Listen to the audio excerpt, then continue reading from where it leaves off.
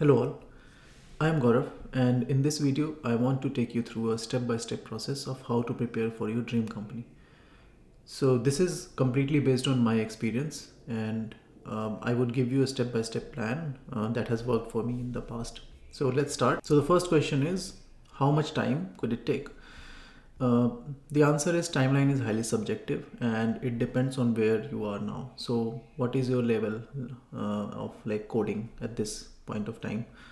uh, how you prepare going forward and how much time you spend daily. So timeline depends on all of these factors. So it's difficult to give a exact number of to answer this question of like how much time it's going to take. But here are the list of steps that you can follow, okay, to prepare yourself. So the first step is benchmarking yourself. This is to see where you stand today in terms of the difficulty level of the interview. Okay, so spend a couple of hours to go through the recent interviews of the role that you are looking for. So for example, if I am looking for a software engineering position at Amazon, I would do a search and I would try to find out all the recent interviews that are for similar level of experience, like 1 to 1.5 to 2 years of experience. And I would go through the questions and I would try to see how many questions I can solve or I am comfortable with. Okay, this would give me an idea of where I stand today in terms of the difficulty level of the interview. Second step is giving yourself a deadline. So the purpose of giving yourself a deadline is that deadlines are useful in achieving goals. It's been proven that people do their best work under a given timeline.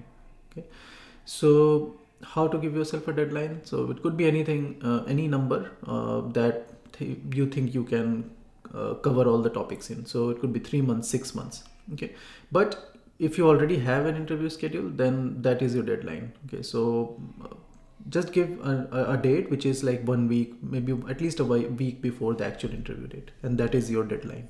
Next step is like preparing a list of topics. Okay, what does that mean? So out of all the topics, I would divide it into two categories. Category number one is which is common to all the interviews, and category number two is which is specific to this particular interview that you are targeting. Okay, so some of the topics which are common to almost all the software engineering interviews are like time and space complexity, right? Some common data structures like linked list arrays, trees, maps, sets. Okay, some common algorithms like, for example, sorting, searching, string, like pattern matching, those kind of things. Common algorithms and concepts of recursion and backtracking. But moving to the specific topics, dynamic programming, greedy algorithms. So again, these are like really important topics if you are preparing for top companies, uh, and you can expect questions on these. So graph theory, mathematical algorithms, and some of the companies also ask like few questions from operating systems, DBMS. So I would prepare a list of all the topics and I would divide it into these two categories. The categories would look more or like same. Now the next step is like to picking a language of our choice. Okay, so the choice of language doesn't matter. What matters is like how quickly you can solve the problem, and by how quickly I mean don't like writing the code quickly. It just means like how quickly you can come up with the solution. Okay, and then code it. So pick a language that you are most comfortable with, that you have coded it for so long. Okay, it's because it really doesn't matter in the end. Start learning. Next step is just to go through the topics one by one, pick those topics, and then try to read and then like try to finish all the topics in the given time. Okay, you should the one thing that you should keep in mind while preparing is like you have to improve your time to code. Okay, so what does this mean is like, let's say today I'm given a question and then how much time I took to kind of come up with the approach and then solve it correctly. And then when I'm preparing, then this time to code should improve, uh, especially on new questions. So the questions that you have not seen, how much time you are taking to kind of code that solution. So you should target to like improve your time to code. Okay. Another suggestion is like don't just read through the topic. So what I mean is like, for example, if you're learning about quicksort, just don't read through the algorithms or the code. Okay, try to code it. Coding would help you, like it's beneficial as much as you practice.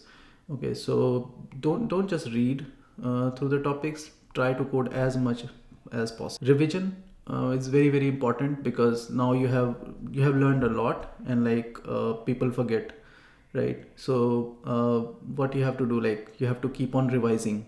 Okay, so I would suggest, like, once you cover 50% of the topics, start spending some time in the revision. So let me show you how I have created the notes. So this is my Google Keep notes section.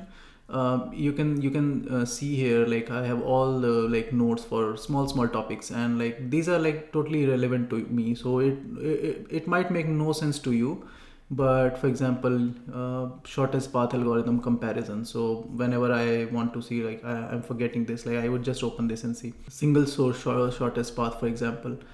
So whenever I forget, I would just open this one, and I would go through like the important points that I tend to forget, and then it would just refresh my memory. Okay, so this would really help. And these are cloud notes, so they are synced on all your devices. So whenever you are traveling or anywhere and you have free time, you can just go through those on your phone, and it would just refresh your memory. Try to schedule some mock interviews or real interviews before the interview of your dream company.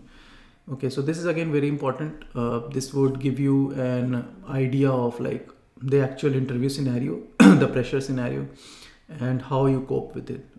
This would also tell you like what you lacked, so you would again have time to prepare, so you don't make those similar mistakes when the actual day comes. So this is again very important. In the end, remember, whatever you learn in the process will always be helpful to you, even if you are not able to crack your dream company this time. Whatever you learn will stay with you forever, and like you would get further opportunities in life where you could use that. Okay, so next time you wouldn't be starting from zero. Okay, so don't get demoralized. Uh, just keep in mind that learning is the most important thing.